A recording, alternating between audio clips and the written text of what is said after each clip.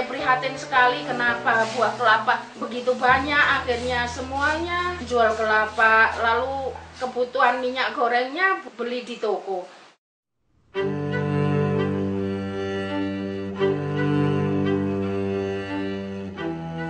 Ya, mulanya pertama saya datang tahun 70-an.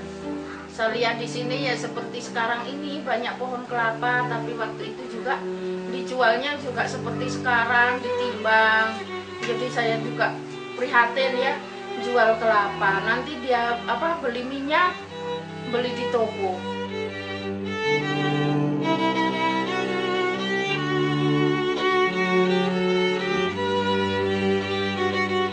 Akhirnya kami juga di sini, saya kecil-kecilan setiap buat minyak sendiri, ada lebih saya jual. Kalau ada tetangga yang memerlukan gitu ya, selama itu saya buat begitu dan terus kayak gitu. Jadi ada kalau ada panen kelapa, saya sisihkan sedikit untuk dimasak, yang lainnya dijual untuk tetangga membutuhkan, begitu saja.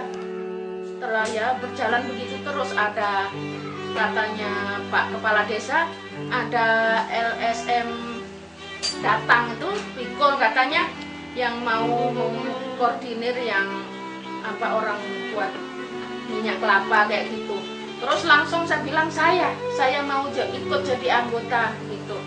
Akhirnya Pak Kepala Desa itu, kalau begitu Ibu, kamu kumpul teman-teman yang mau, katanya dikumpulkan, dikasih tahu, dibuat kelompok-kelompok.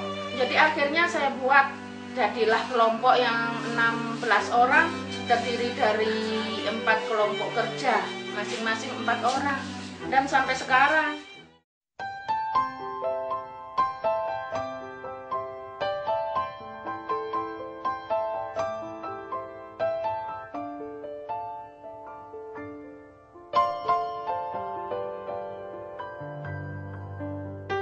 Jadi ada lagi dinas perkebunan memperhatikan itu, jadi nanti ada pelatihan lagi dan alat-alatnya katanya didatangkan dari Jawa kayak gitu. Saya waktu itu nggak termasuk orang yang diikutkan untuk pelatihan, karena tempatnya juga dekat di depan balai desa itu. Saya datang saja karena ini juga dari kelapa tuh.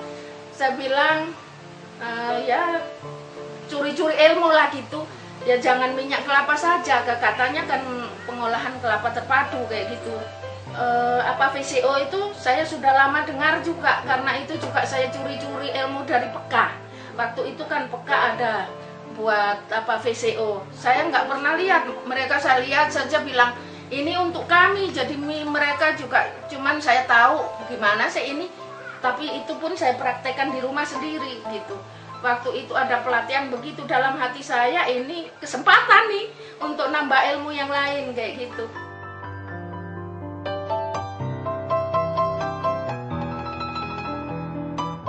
Briket itu kan yang seperti tadi saya ceritakan, ini kan untuk kelompok tani ya, pengolahan kelapa terpadu ini bukan khusus untuk perempuan, tapi untuk semua petani.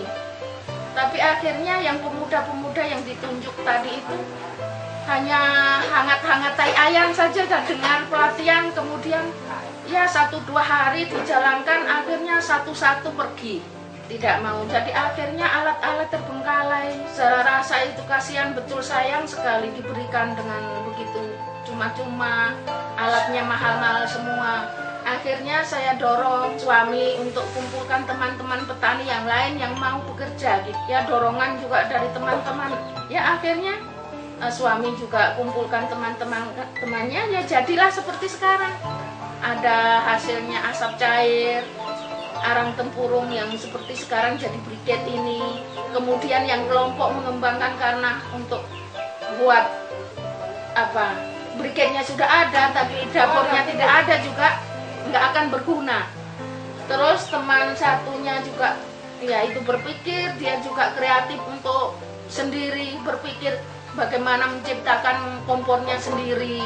Akhirnya ditimbang-timbang, bagaimana kalau kita buat itu dari semen. Ya akhirnya dicoba dari semen dengan ulang kali dibongkar, dipasang lagi, gimana cocoknya sehingga jadi dapurnya yang sekarang orang juga mulai suka.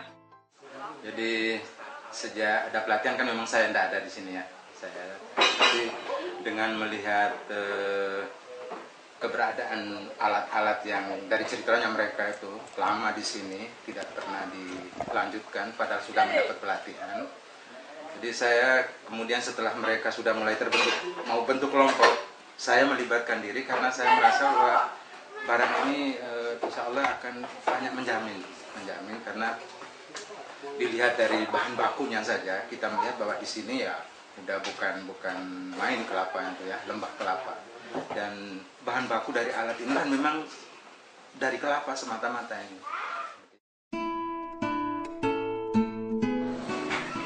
Ya, seperti ini mungkin juga akan bisa memperluas ini keluar apa. Sekarang saja pesanan yang kompornya itu sudah mulai berjalan. Setiap minggu harus store 10 kompor. Sehingga ini juga berjalan terus.